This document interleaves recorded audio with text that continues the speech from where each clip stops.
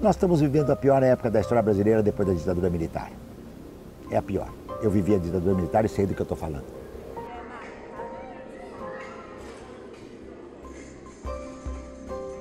Isso aqui não é fácil, não é. É difícil. Aconteceu muitas mortes aqui, né? Então foram vários corpos tirados daqui, era para esse fim, o terreno em volta da fábrica. Eu não posso pegar a sua bolsa, o seu celular e quebrar e falar eu estou resistindo contra a opressão. Por quê? Porque você não está me oprimindo. A partir do momento que você começa a me oprimir, eu tenho o direito de resistir. A luta aqui é terrível, cara. É sofrido, mas a gente que tem esse sangue de luta, de guerreiro, sei lá, parece que isso te contamina. Você quer sair, mas parece que você não consegue. Esse país é o abominável mundo do trabalho, é um inferno, desemprego, precarização, violência, tragédia, fome, indigência.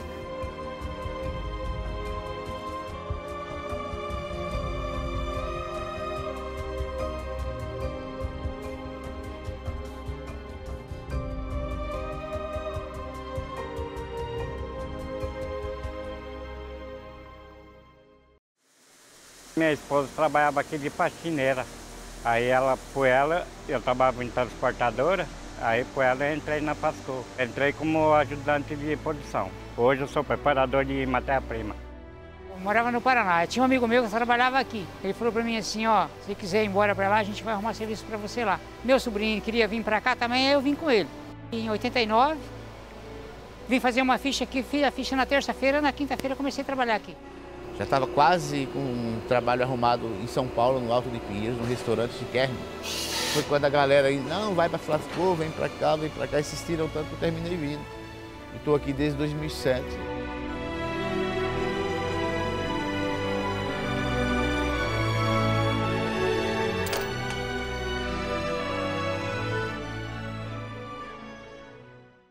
Na época no tempo dos patrões, já vinha o salário atrasado, né? Ele ia fechando de pouco em pouco, foi tirando as máquinas. A fábrica, no momento de fechamento, ela já adotou uma série de procedimentos onde ela tem uma diretriz, né, para fazer um fechamento da fábrica. Então ela passa a não pagar os impostos, não pagar os direitos, começa a atrasar os fornecedores, acaba tendo uma série de cortes de energia, a situação de uma preparação dos patrões para fechar a fábrica. Nós estávamos com 3 meses sem salário aqui dentro, ia fechar. Aí a turma de Santa Catarina lá também já tinha ocupado lá. Aí falou, ó, lá se vocês quiserem fazer que nem a gente fez aqui, ó, dá para fazer lá. Aí a gente fez uma reunião e falou, vamos passar, tomar conta. E eu fiquei aqui, sabe, ajudando a preparar uma assembleia com todos os trabalhadores para finalmente decidir ou não se a gente iria continuar uma luta só jurídica do lado de fora da fábrica ou se a gente ia decidir ligar a fábrica e assumir o controle financeiro, operacional, produtivo, sabe, administrativo no todo, para se juntar na luta do que não existia exatamente naquele momento ainda, que viria a ser o movimento das fábricas ocupadas. Porque a Flasco, digamos assim, no momento em que o patronato, o empresariado abandona a empresa, porque ela não é rentável, né, o projeto dos trabalhadores assumirem a empresa e, no caso da Flasco, lutarem para que ela fosse estatizada, né, é uma resposta muito importante, mas ao mesmo tempo muito difícil, né? O artigo 170 da Constituição fala o seguinte, a ordem econômica, fundada na valorização do trabalho humano e na livre iniciativa, tem por fim assegurar a todos existência digna conforme os ditames da justiça social, observados os seguintes princípios. Propriedade privada, inciso 2º. Só que o inciso 3º vem e fala o seguinte, função social da propriedade. A lógica do judiciário é de 2 pesos e 2 medidas e atacam diretamente os trabalhadores, inclusive criminalmente, por descumprimento de ordem judicial, por sonegação de impostos e a mais grave, inclusive, por organizar ocupações de fábricas, nós fomos condenados por formação de quadrilha. O Código Penal, no artigo 202, fala o seguinte, é crime invadir ou ocupar estabelecimento industrial, comercial ou agrícola, e aí vem um motivo, com o intuito de impedir ou embaraçar o curso normal do trabalho, ou com o mesmo fim danificar o estabelecimento ou as coisas nele existentes, ou delas expor. Coisa que não acontece na Flasco. Então, não tem a proposta de impedir ou embaraçar o curso normal do trabalho, muito pelo contrário, a falência iria impedir o curso normal do trabalho. O judiciário é sempre muito mais eficiente para atender os pedidos dos empresários, mesmo que esteja claro ali que a ocupação são por reivindicações bem claras, por exemplo, sobre o pagamento do salário, que não foi pago. A gente aprendeu aqui com alguns juízes que nos apoiaram, nos visitaram aqui durante algum período, que parece uma brincadeira, mas é bastante importante. A força de trabalho é a única mercadoria que as pessoas compram, que os patrões compram e pagam depois de usar. E mais do que isso, alguns trabalhadores eles nem pagam. Isso não é considerado roubo. Todo mundo trabalha 30 dias e recebe no 5º dia útil seguinte. É a única mercadoria que a própria lei e a justiça permite que não se pague. Ou se pague depois, se pague quando possa. Então a justiça foi sempre muito conivente, mesmo dizendo que era direito dos trabalhadores estarem lá, ela sempre dizia que tudo bem, mas não pode ocupar a fábrica e produzir. A gente sempre explicava que a gente estava produzindo para pagar o salário. Mas muitas vezes, na maior parte dos casos, a justiça impedir os trabalhadores de continuarem com as ocupações.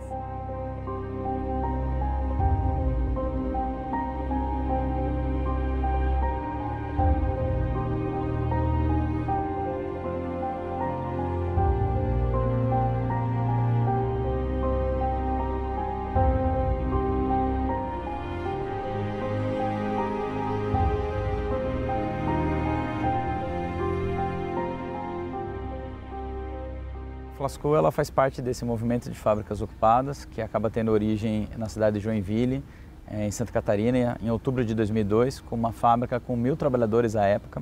Então você imagina uma fábrica ocupada com 1.000 trabalhadores no centro de Joinville, que é uma cidade operária. Isso teve um impacto enorme, o movimento vai crescendo, a gente acaba atuando em mais de 35 fábricas desde 2002. Cada uma teve uma história, cada uma teve uma perspectiva, algumas só acampadas, outras tiveram uma retomada da produção sob controle dos trabalhadores. Os trabalhadores foram muito receptivos, o sindicato também foi muito favorável nesse momento. Em maio teve o Congresso Nacional da CUT, a gente esteve participando para também levar a campanha dos trabalhadores da CIPLE e da Interfibra, e nessa oportunidade a gente aproveitou e levou alguns trabalhadores da Flasco, que foram, vamos dizer assim, se consolidando nessa ideia de também ocupar a Flasco. A fábrica estava parada e os trabalhadores do lado de fora. Isso foi sendo construído devagar até junho, com reuniões principalmente aqui na Associação dos Moradores, do Parque Bandeirantes, que é a associação do bairro aqui, até que foi confirmado que o Lula receberia uma comissão dos trabalhadores da CIPLE e da Interfibra para tratar do compromisso dele em encaminhar alguma solução para aqueles empregos, o compromisso que ele tinha feito durante o processo eleitoral. Já cheguei a sentar com os ministros lá, com o Lula. Nós conversou, explicando, nós não queríamos capar. Em Sumaré fechou 4 fábricas grandes, da dó, que a Flasco estava no mesmo caminho de fechar, que o homem queria fechar. Porque aí nós conversando com ele, ele falou que não podia fazer nada, que ia ser complicado se passasse a Flasco para os trabalhadores. Nós tivemos com o Lula recém-eleito no dia 11 de junho de 2003, onde ele monta um grupo de trabalho, orienta o BNDES para montar esse estudo. O estudo é feito, nós vamos depois cobrar do próprio Lula, porque o estudo indica a possibilidade real de se fazer isso, que é a compensação tributária, você transformar o débito em crédito em defesa da continuidade da atividade industrial, atividade produtiva e a garantia dos empregos. O Lula, quando recebeu a gente no dia 11 de junho de 2003, ele falou que a estatização, ele usa essa expressão que a gente vai falar bastante, que a estatização está fora do cardápio, está fora do cardápio do governo.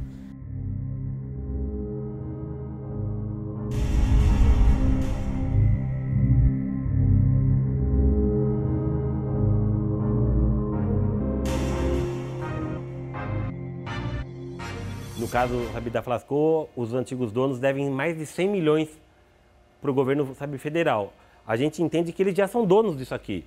Basta você consolidar uma medida jurídica que transfira esse patrimônio, que hoje ainda está em nome do antigo proprietário, para o governo na forma de pagamento desse tributo, que vai virar escola, creche e tudo mais, permitiria que os trabalhadores continuassem trabalhando ao mesmo tempo, sem inclusive ser dono dos meios de produção. A proposta do governo era que a Flasco se tornasse uma cooperativa.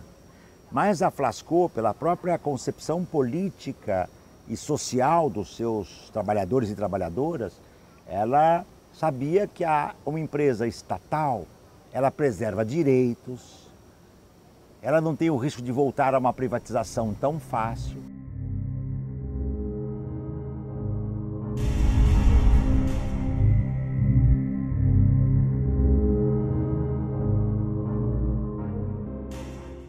O processo de cooperativização, no nosso entendimento, desde o início, a gente entendeu que era uma questão bastante complicada, porque envolveria duas coisas. Em primeiro lugar, normalmente a justiça entende, mesmo sendo uma cooperativa ou uma outra empresa, que a cooperativa, no caso específico, vai suceder à empresa anterior.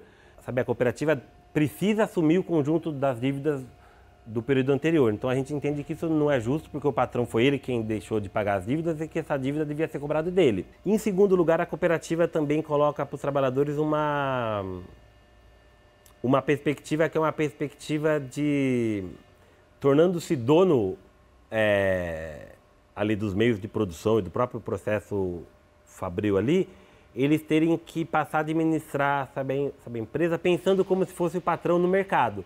Então, se é preciso no final do ano discutir os direitos trabalhistas, desde a aposentadoria, como é bem atual hoje no Brasil, até a questão das terceirizações e tal, os trabalhadores, sendo proprietários da cooperativa, eles ficam numa sinuca que eles são obrigados a decidir por baixar o seu salário, baixar os seus direitos para atender uma pressão que na verdade é do mercado. Uma empresa como a Flasco, assim como uma cooperativa outra, autêntica, ela está no mercado capitalista. E o mercado capitalista é destrutivo, o mercado capitalista não tem conversa.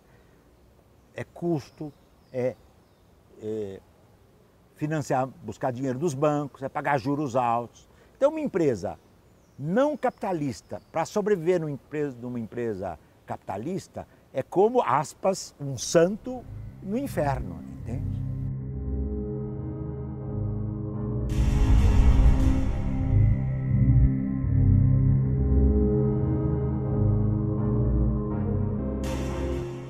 O processo estava em segredo de justiça em Santa Catarina, então a gente não teve como se defender.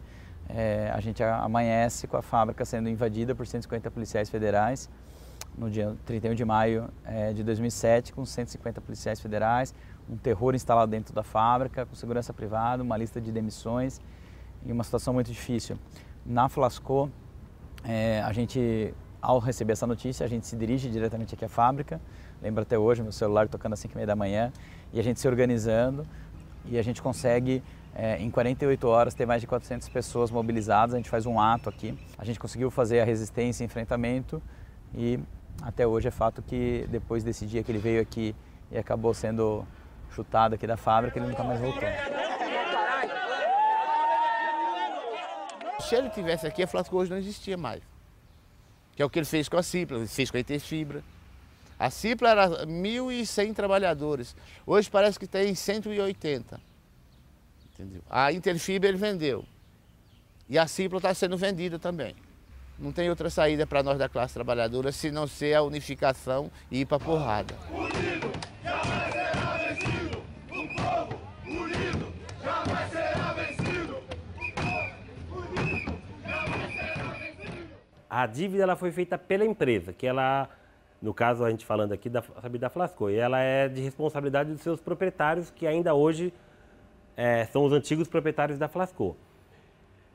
Então, formalmente, do ponto de vista jurídico, ela é cobrada da Flasco. Ocorre que, como a gente hoje, os trabalhadores, a gente administra a fábrica, faz funcionar as máquinas, os equipamentos, essa sala, tudo sabe o que a gente tem aqui, e o judiciário não consegue alcançar pessoalmente a figura dos sócios, dos acionistas, principalmente porque não quer, porque existem meios legais para você atingir a figura do dono, propriamente, o judiciário insiste em cobrar da Flasco e cobra hoje principalmente na forma de penhorar os bens. A penhora, na verdade, é a forma de você disponibilizar uma parte do patrimônio para pagar aquela dívida, que leva como consequência primeira a tentativa de leiloar e vender essas máquinas. A gente vai para o fórum lá na hora do leilão, leva tambor, uma galera, S3, 5 busão, bate panela, aí entra uma equipe lá para dentro, faz o maior inferno, ninguém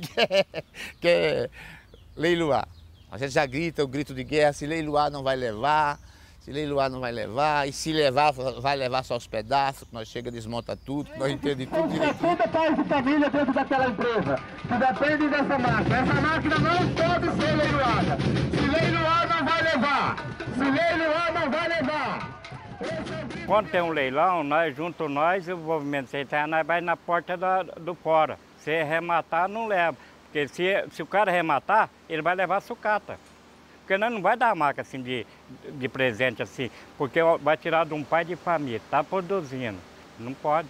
Na verdade, essas figuras acabam se confundindo.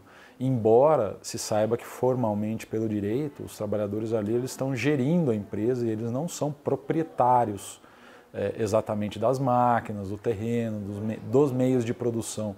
Essa relação formal jurídica entre bens, móveis e imóveis que estão ali e trabalhadores não é uma relação de propriedade do ponto de vista jurídico, pelo menos não legitimamente reconhecido de modo permanente.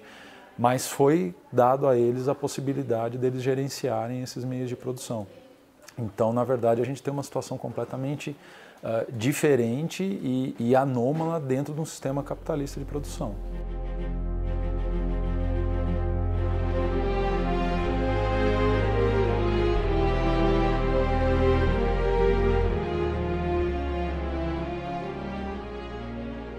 Fundamos um bairro em Sumaré. Tem uma vila operária aqui atrás, são 564 famílias. Isso era uma chácara imensa da Flasco, que inclusive do restaurante para cá, aí a gente fechou lá, e lá para quem precisa.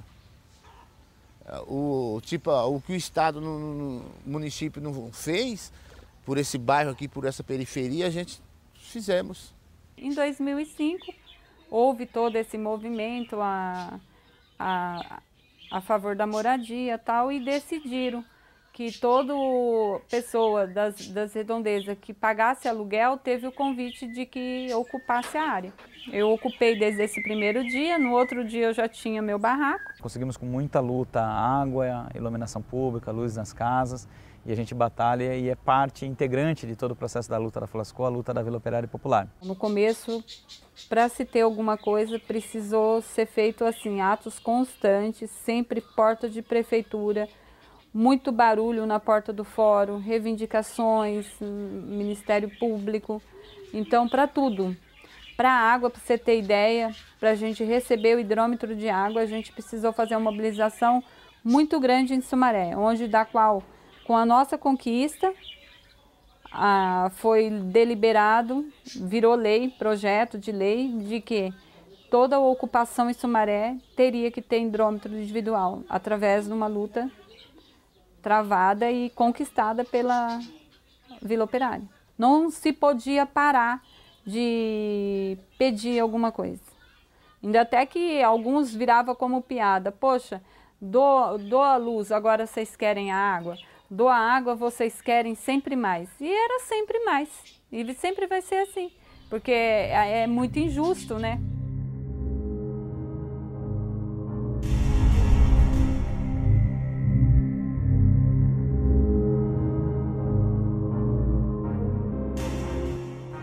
Também fizemos em um dos galpões que estava subutilizado, um projeto que é a Fábrica de Cultura e Esporte, envolvendo inúmeras atividades culturais, a capoeira, atividades de cinema, de formação, educação de jovens e adultos, atividades de dança, de esportes, num galpão da fábrica para a comunidade. Isso, obviamente, criou um vínculo e hoje a gente entende aqui que a situação da Flasco é bastante apoiada aqui pela região.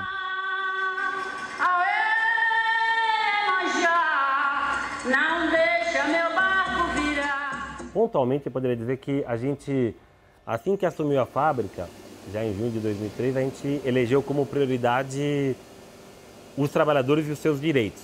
levou a ganhos de produtividade real, mais peças, melhor trabalho, mais dedicação e tal. A gente conseguiu depois, com mais 3 anos, baixar isso para 30 horas semanais.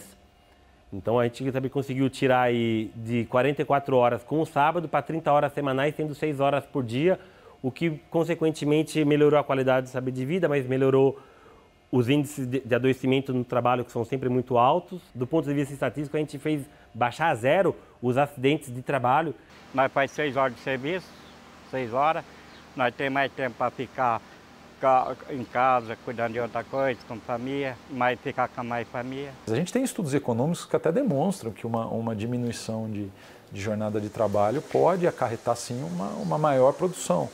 Mas isso ainda não caiu no entendimento, até porque você tem também contra-entendimentos.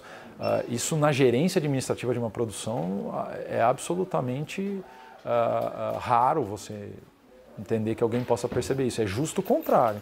Se você imaginar, por exemplo, hoje, o que está sendo proposto pela reforma trabalhista que vai entrar em vigor em novembro de 2017, você vai ver que a lógica é exatamente o contrário. É a possibilidade de você utilizar mais do tempo tendo menos custo. Se deixarmos o capitalismo, né, das grandes corporações, nós teremos trabalhos intermitentes. Como diz, aliás, essa legislação do Temer, né, nefasta do Temer. Tem trabalho, chama o trabalhador, a trabalhadora paga pela hora que ele trabalhou, não tem, espera, demora 1 dia, 2 dias, não recebe 3 dias, tem de novo, chama de novo e assim vai. Os trabalhadores seriam, ou as trabalhadoras, como eu disse uma vez, uma espécie de sanfona. Né? Se tem trabalho, o trabalho se expande, se tem mercado. Se o mercado se retrai, o trabalho é expulso. Para contratar e descontratar sem custo, as empresas não querem uma legislação social protetora do trabalho. O capitalismo tenta jogar os trabalhadores dentro de um funil. Cada vez mais nós não temos saída. Não podemos contar com a patronal, com o governo, porque infelizmente os governos, vereador, senador, deputado, todos eles são empresários, entendeu? Jamais eles vão querer o bem do trabalhador. A maior dificuldade, inclusive, da Flasco é essa instabilidade, essa permanente, preocupação que a qualquer momento o patrão pode querer, retomar aqui, mesmo que em 14 anos ele nunca tenha feito. Então é difícil, porque hoje, se ela o jeito que ela está trabalhando aí, ela não tá, ela pode chegar uns 2, 3 meses, ela pode fechar, sabe por quê? O circo fechou de uma vez. Porque não é, o circo está fechando porque o governo não está nem aí, não está nem preocupado que tem pai de família aqui dentro. A gente já está esperando. Eu digo para você, eu espero a qualquer momento. Por isso pode chegar a tirar nós também. A gente está arriscado na hora que você estiver saindo na rua aí, no dia deles quiser tirar a gente. Dá até medo de você sair na rua, porque a polícia não tem dó de bater na gente. As perspectivas, elas não são boas, né? O que não significa que a gente precise desistir, muito pelo contrário, tem que seguir caminhando, né? Tem que seguir resistindo, né? Fazendo as ocupações e tudo. A questão é que, como é tudo muito novo, é importante a gente ter consciência que o caminho vai ser muito mais longo, né, para a gente. Consciência de classe é assim, nos momentos mais intensos, onde as lutas entre as classes se agudizam, são nesses momentos que a consciência se torna uma consciência mais visível. Porque, veja só, para você entender como a questão é complicada, as classes dominantes têm o governo, o judiciário, as forças de repressão policiais, as mídias, as igrejas, as escolas, as televisões. Não é fácil lutar contra tudo isso. Não é fácil.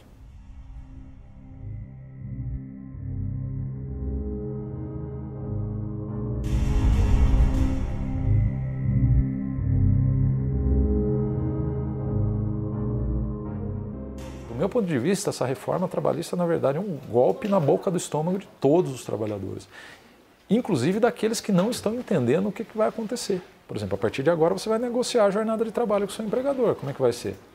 Então eu sempre faço esse exercício. Eu peço para as pessoas fazerem esse exercício. Você indo para o seu empregador pedir para mudar seu horário de trabalho e ele pedindo para você mudar o seu horário de trabalho. E aí? E se ele disser não, vai acontecer o quê? E se você disser não para ele, vai acontecer o quê? Quais são as chances? É simples, mas as pessoas não estão lendo. Então, provavelmente, a conscientização do que está acontecendo, ela vai se verificar a partir do corte na própria carne. São questões que dizem respeito à nossa democracia, né? Não deve angustiar a gente nossa democracia é muito jovem também, a gente, em 1988, a gente está patinando ainda.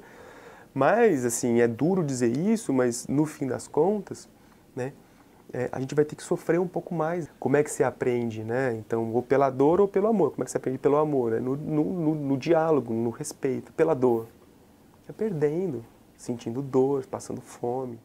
A gente chegou a ter na Flasco, na gestão dos trabalhadores, 116 pessoas trabalhando. Uma parte substancial delas, eu diria que talvez a maioria, a gente está hoje em torno de 50 pessoas, a grande parte delas a gente poderia dizer que foram pessoas que desistiram não da luta, mas que desistiu de passar por esse estresse, que é um estresse muito grande. Eu falei para minha mulher, quando estiver aberto eu vou ficar até o final. Eu vou até o final. Se eu precisar brigar, eu brigo, se eu não precisar... Quando a gente ocupou a fábrica, a gente não sabia quanto tempo ia durar. A gente chega aqui a brincar às vezes que a maior festa que teve aqui foi a festa do primeiro aniversário. As ocupações de fábrica levam a uma situação de insegurança e instabilidade, não se sabe quanto tempo vai durar. E mesmo assim a Flasco conseguiu resistir impressionantes aí 10 anos depois da intervenção. Então a Flasco pode durar mais 14, mas pode durar mais 14 dias. Como a Flasco ela é surpreendente, eu prefiro não responder essa pergunta, porque eu não sei o que será. Não vou te dar uma resposta do que eu não sei o que pode acontecer amanhã. Por que não? Porque eu gosto daqui e meus amigos que trabalham aqui dentro eu quero ajudar.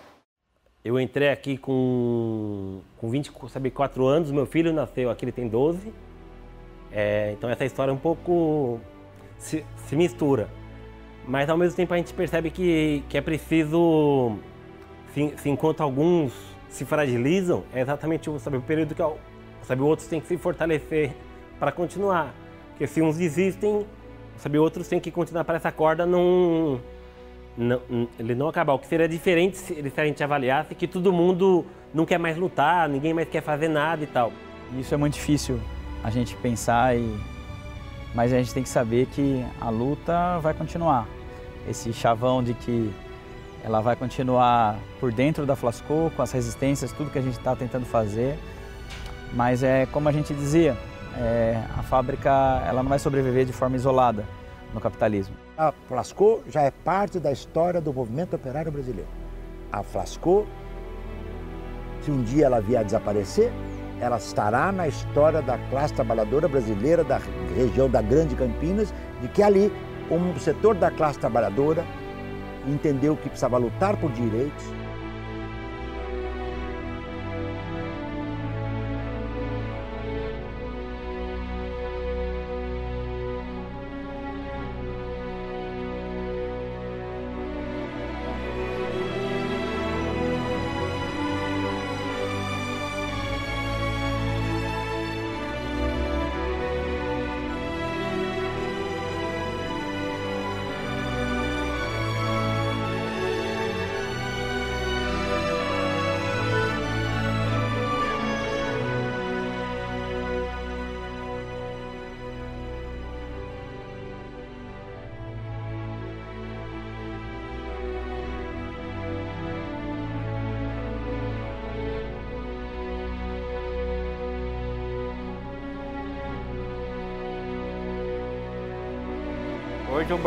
Hoje a Flasco ela caminha com a própria perna para o nosso suor.